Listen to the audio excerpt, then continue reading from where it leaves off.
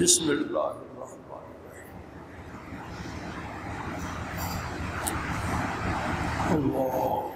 الرحیم الذین استجابوا للہ والرسول من بعد ما أصابهم الكرب للذین احسنوا منهم واتقوا أجر عظیم الذين قال لهم الناس إن الناس قد جمعوا لكم فاخشوهم فزادهم إيمانا وقالوا حسبنا الله ونعم الوكيل فانقلبوا بنعمة من الله وفضل لم يمسسهم سوء واتبعوا رضوان الله واللہ ذو الفضل العظیم صدق اللہ مولانا العظیم وبلغ رسوله النبی الکریم ونحن على ذلك لمن الشاہدین والشاکرین والحمد للہ رب العالمین۔ آج میں آپ کے سامنے سورہ آل عمران کی آیت نمبر 171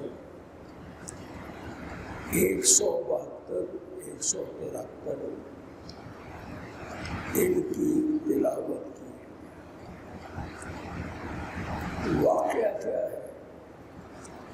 مختصر وقت میں واقعہ بھی سمجھ گئے اور جو اس سے میں بات اخذ کر کے آپ کی خدمت میں پیش کرنا چاہتا ہوں، اس پر بھی غور کریں۔ واقعہ یہ ہے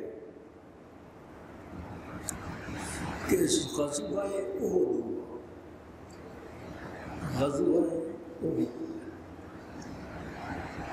سب سے بڑا غزوہ، بڑی جنگ، غزوہ کہتے ہیں جنگ، بڑی پہلی جنگ جس کو قرآن مجید نے فرقان کہا ہے، جس نے کفر اور اسلام کے درمیان امتیاز پیدا کر دیا۔ یہ جنگ جو تھی یہ جنگ بدر تھی۔ جو شخص بھی مسلمان مسجد میں آتا ہے اور مسجد کے ساتھ اس کا کچھ تعلق ہوتا ہے، وہ جانتا ہے کہ غزوہ بدر کیا ہے، غزوہ احد کیا ہے۔ اگر نہیں معلوم ہے تو معلوم کرنا چاہیے۔ حضور اقدس صلی اللہ علیہ وسلم مکہ معظمہ سے ہجرت فرما کر مدینہ منورہ گئے۔ مدینہ منورہ میں جب حضور صلی اللہ علیہ وسلم تشریف لے گئے تو وہاں بھی دشمنان اسلام نبی اکرم صلی اللہ علیہ وسلم کے خلاف کام کرنے والے، دین کو نقصان پہنچانے والے وہاں بھی پہنچ گئے اور انہوں نے ایسی سازشیں کی کہ جس کے نتیجے میں غزوہ بدر کا ظہور ہوا۔ مگر میں مختصر بات کروں گا، بات کافی ہے لیکن اس کو ابھی انشاءاللہ آپ سمجھ بھی جائیں گے اور انشاءاللہ آپ کو فائدہ بھی، سب کو علمی فائدہ، جو مختصر سے۔ تو نبی اکرم صلی اللہ علیہ وسلم غزوہ بدر میں تعداد مسلمانوں کی 313 اور دشمن جو ہے وہ 3 گنا تھا، 3 گنا تھا دشمن۔ نبی اکرم صلی اللہ علیہ وسلم میدان بدر میں تھے، صحابہ کرام کو حضور صلی اللہ علیہ وسلم نے فرمایا تم سب لیٹ جاؤ، آرام کرو۔ سب آرام کرنے لگے اور نبی اکرم صلی اللہ علیہ وسلم کے لیے خیمہ لگایا گیا تھا۔ حضور نبی اکرم صلی اللہ علیہ وسلم اس میں دعائیں مانگنے لگے، ساری رات دعائیں مانگے اور ساری رات اللہ کے سامنے روتے رہے۔ نبی اکرم صلی اللہ علیہ وسلم ایسے نہیں، ساری رات نبی اکرم صلی اللہ علیہ وسلم اللہ کے سامنے روتے رہے اور رو کے نبی اکرم صلی اللہ علیہ وسلم اللہ کو کیا کہہ رہے تھے، کیا عرض کر رہے تھے؟ عرض یہ کہہ رہے تھے کہ یا اللہ یہ تھوڑی سی جماعت، 313 آدمیوں کی جماعت، یہ تیرے حکم کے ساتھ اور تیری یا اللہ قوت کے ساتھ یہ میں نے جمع کی۔ اے اللہ اگر آج یہ مارے گئے، یہ میرے ساتھی 313 آج اگر مارے گئے تو قیامت تک تیرا نام لینے والا بھی کوئی نہیں ہوگا۔ یہ حضور صلی اللہ علیہ وسلم نے دعا فرمائی کہ اگر غزوہ بدر میں یہ چند بندے جو میں جمع کر کے لایا ہوں، اگر یہ شہید ہو گئے، مارے گئے، تو میں پھر عرض کر دوں، اللہ کو کہہ رہے ہیں میں یہ عرض کرتا ہوں پھر قیامت تک تجھے پوجنے والا بھی کوئی نہیں ہو۔ اور یہ جب حضرت حضور صلی اللہ علیہ وسلم کہہ رہے تھے تو آپ کے ساتھ کون کھڑا تھا؟ حضرت ابوبکر رضی اللہ عنہ۔ اور حضرت ابوبکر دیکھ رہے تھے کہ بار بار آپ کے مبارک کندھوں سے چادر گر جاتی تھی، مگر پھر رکھتے تھے حضرت ابوبکر، چادر آپ کے کندھے پر رکھتے تھے اور کہتے تھے یا رسول اللہ آپ اللہ کے رسول ہیں، اللہ آپ کو کبھی ضائع نہیں کرے، اللہ آپ کو کبھی ضائع نہیں کرے۔ یہ واقعہ کس کا ہے؟ یہ بدر کا واقعہ۔ اس بدر کے بعد دوسری جنگ کا موقع آ گیا۔ باتیں کافی ہیں تو اس واسطے میں مختصر بات کروں گا۔ اب اگلا سال آ گیا۔ اب یہ 3 ہجری میں کیا ہوا کہ یہ ابو سفیان اپنی جماعت لے کر مدینہ منورہ پر حملہ آور ہو اور بڑی شان کے ساتھ، بڑے انتظامات کے ساتھ پہنچ گئے۔ خیر نبی اکرم صلی اللہ علیہ وسلم نے صحابہ سے مشورہ کیا۔ صحابہ نے بعد میں کہا کہ حضور صلی اللہ علیہ وسلم خود بھی فرما رہے تھے کہ مدینہ منورہ کے اندر رہ کر ہی ہمیں مقابلہ کرنا چاہیے، ہم تعداد میں کم ہیں، دشمن تعداد میں زیادہ ہے، دشمن مسلح ہے اور ہمارے پاس تو بہت تھوڑا سالوں سامان ہے جنگ کا، تو ہم اگر یہیں مدینہ منورہ میں رہ کر جنگ لڑیں گے تو ہمیں زیادہ فائدہ ہوگا۔ لیکن نوجوان نسل نوجوان ہوتی ہے، وہ نوجوان کہنے لگے کہ ہم نے تو میدان میں جا کے ہی لڑنا ہے، میدان میں جا کے ہم نے شہادت لینی ہے، ہم شہادت کے صحابہ تو شہادت کی بات کرتے تھے نا کہ ہم نے اللہ کی راہ میں شہید ہو گئے، اس واسطے ہم نے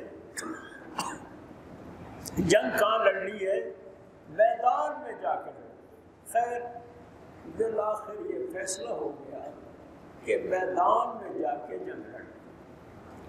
اب جنگ جو ہوئی وہ بھی ایک لمبی کہانی ہے۔ جنگ ہوئی تو اس جنگ میں کیا ہوا؟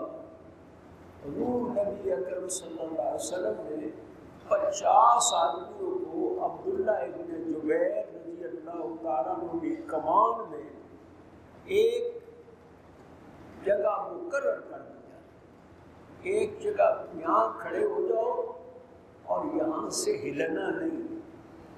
خیر حضور صلی اللہ علیہ وسلم مقرر کر کے اب جہاں جنگ ہو رہی تھی وہاں حضور صلی اللہ علیہ وسلم تشریف لے گئے اور جنگ شروع تھی۔ اب تھوڑی دیر کے بعد مسلمانوں کو کامیابی ہوئی۔ تو مسلمانوں نے کیا کیا؟ حضرت عبداللہ ابن جبیر کو حضور صلی اللہ علیہ وسلم یہ حکم دے کے گئے تھے کہ ہمارے ساتھ کچھ بھی ہو جائے، ہماری ہڈیاں اور گوشت پرندے جو ہے وہ کھا جائیں، پھر بھی تم نے اس جگہ کو نہیں چھوڑا۔ لیکن غلطی ہو گئی، صحابہ سے غلطی ہو گئی۔ 50 آدمی تھے، جب انہوں نے دیکھا کہ وہاں تو مال غنیمت تقسیم ہو رہا ہے تو سارے لوگ جو ہیں وہ کہنے لگے بھائی اب کیا ضرورت ہے، یہاں کھڑے ہونے کی کیا ضرورت ہے، اب کھڑے نہیں ہونا چاہیے، اب ہمیں جا کے کیا کرنا چاہیے؟ مال غنیمت اکٹھا کرنا چاہیے۔ خیر اب کوئی 10-15 بندے رہ گئے، باقی سارے چلے گئے۔ 50 کے 50 میں سے 35 بندے چلے گئے۔ اس 35 بندے گئے تو پھر کیا ہوا؟ خالد ابن ولید ابھی مسلمان نہیں ہوئے تھے، انہوں نے دیکھا کہ یہ موقع ہے تو انہوں نے کیا کیا؟ خالد ابن ولید نے اوپر سے ایک پہاڑی تھی اس کو عبور کرتے ہوئے وہاں پہنچے جہاں یہ عبداللہ ابن جبیر کے ساتھی یا 10-15 تھے، وہاں پہنچے، ان کو جا کے شہید کر دیا سب کو۔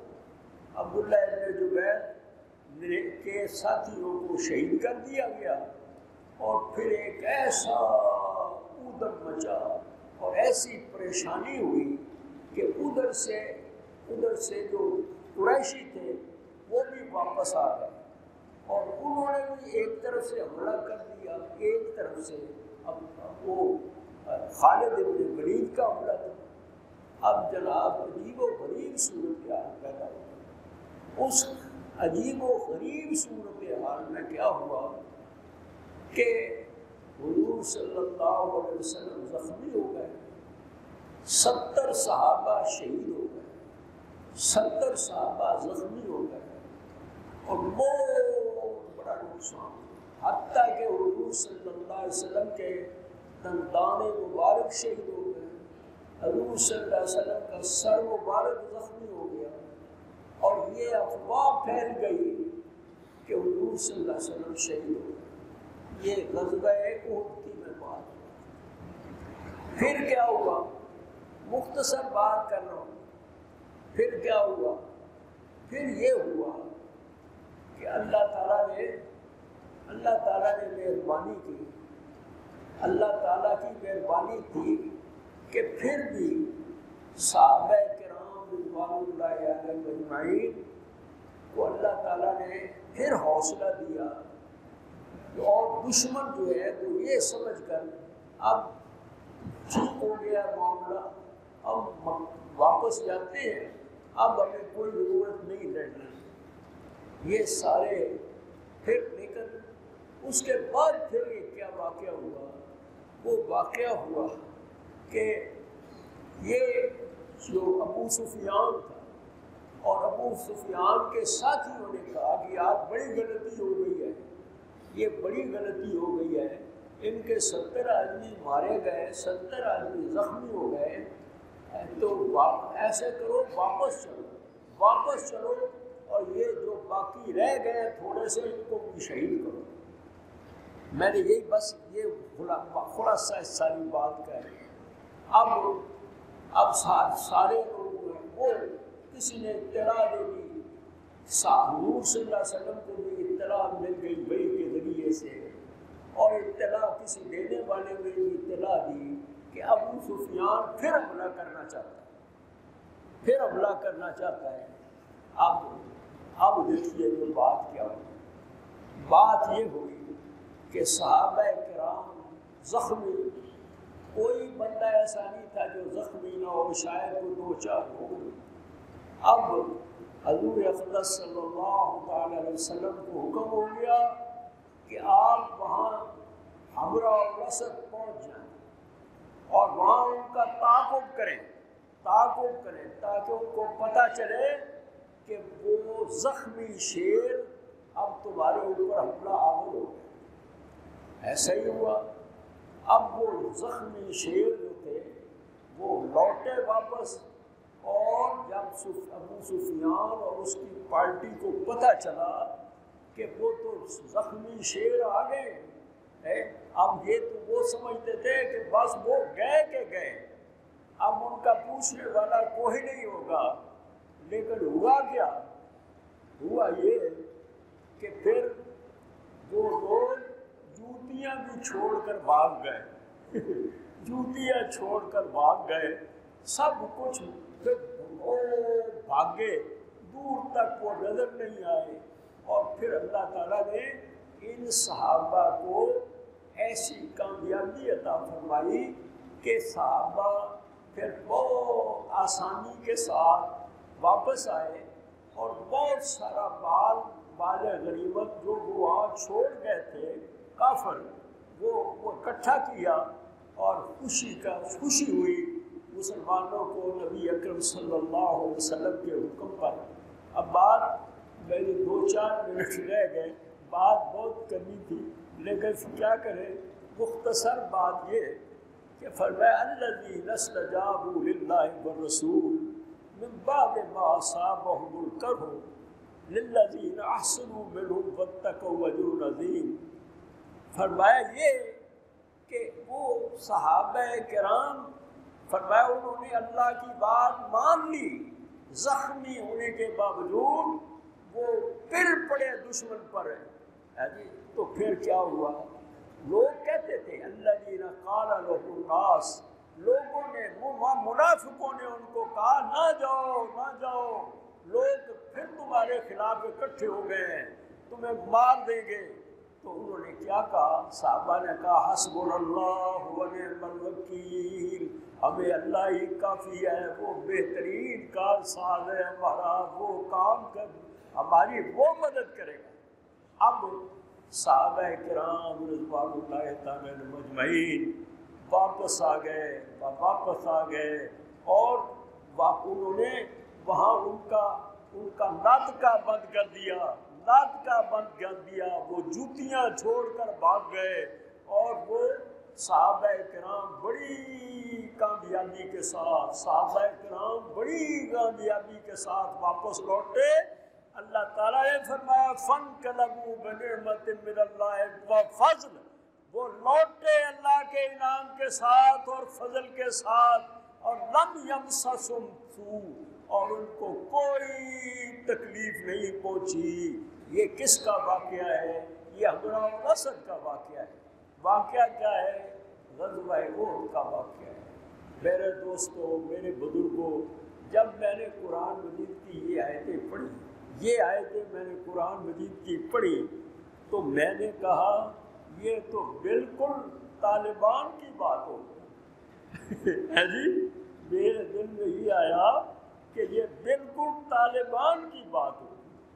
یہ 40 سال تک یہ لوگ مارے کھاتے رہے، تکلیفیں اٹھاتے رہے، اور جب اللہ تعالیٰ کی طرف سے فیصلہ آیا، اللہ کی طرف سے فیصلہ آیا تو فیصلہ کیا آیا اللہ کی طرف سے؟ اللہ کی طرف سے ایسا فیصلہ آیا کہ یہ سارے لوگ جو ہیں یہ بالکل ایسے جیسے راکھ ہوتی ہے، یہ ساری دنیا کے بدماش کت، ساری دنیا کے خنزیر یہ اکٹھے تھے۔ کیا کس کام کے لیے اکٹھے تھے؟ کہ یہ طالبان کو ذبح کر کے جائیں گے، کوئی نام بھی نہ لینے والا ہوگا طالبان کا۔ لیکن انہوں کیا ہوا اللہ جانتا ہے، آپ سب کو پتہ ہے کہ کیا ہوا۔ یہ سارے دم دبا کر بھاگ گئے۔ انہوں نے کیا کیا؟ انہوں نے بتیاں بھی جلا دی، سب کچھ کر دیا، اور وہ جو کچھ سامان تھا سب چھوڑ کے بھاگ گئے۔ یہ بالکل مجھے قرآن مجید کی یہ آیتیں یاد آ حضرت صحیح میں ٹھیک یاد کی نا میں، یہ وہ بالکل جیسے وہ ابو سفیان کا قافلہ بھاگا تھا اس طرح یہ بھی بھاگ گئے ہے۔ اور پھر اللہ تعالیٰ نے ان کو کامیابی عطا فرمائی، طالبان کو کامیابی عطا فرمائی، اور آج تک ان کو پتہ نہیں لگا کہ یہ ہوا ہمارے ساتھ کیا ہے۔ دنیا کی سب سے بڑی طاقت امریکہ اور اس کے سارے ہواری، وہ سارے اکٹھے تھے، اور یہ طالبان بیچارے ان کے پاس تو کچھ تھا ہی نہیں، یہ تو صرف اللہ کے بھروسے پر آئے۔ اور لیکن اللہ نے فرمایا وَمَن يَتَوَکَّلْ عَلَى اللَّهِ، جو اللہ پر بھروسہ کرتا ہے اللہ اس کو کافی ہوتا ہے، جو اللہ پر بھروسہ کرتا ہے اللہ اس کو کافی ہے۔ یہ میری چھوٹی سی تقریر جو میں نے بڑے سادہ زبان میں بتائی ہے، یہ یاد رکھو۔ اللہ نے قرآن مجید میں فرمایا وَلَا تَهِنُوا وَلَا تَحْزَنُوا أَنْتُمُ الْأَعْلَوْنَ إِن كُنتُم مُؤْمِنِينَ، کمزوری نہ دکھاؤ، غم نہ کرو، اگر تم مومن ہو تو ضرور کامیاب ہوگے۔ پھر اللہ تعالیٰ نے کیسا کامیاب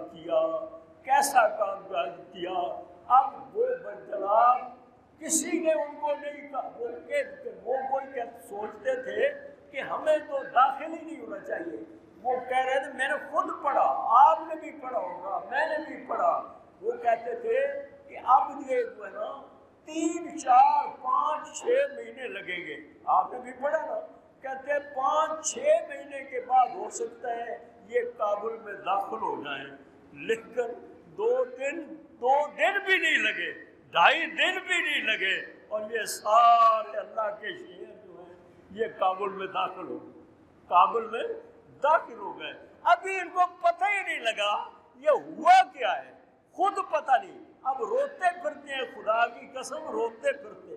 وہ برطانیہ کے وزیر اعظم کے ساتھ کسی نے جا کے بات کی، وزیر دفاع کے ساتھ، کہ بھائی یہ مسئلہ ہوا ہے تو کیا وجہ ہے، تو وہ رونے لگ گیا بھائی، وہ چیخ رہے تھے، رو رہے تھے، ہمارے ساتھ ہوا کیا ہے، اور بے خنزیروں تمہارے ساتھ کرنے والے نے کیا ہے، کوئی اور کر سکتا تھا اور نہیں وہ کر سکتا تھا، تم سب ساری دنیا کے فرعون بنے ہوئے تھے، لیکن تم کو اللہ تعالیٰ نے ایسے ذلیل کیا۔ اللہ تعالیٰ فرماتے ہیں کہ وہ صحابہ نے کہا حسبنا اللہ ونعم الوکیل، اللہ ہمیں کافی ہے، وہی ہمارا کارساز ہے۔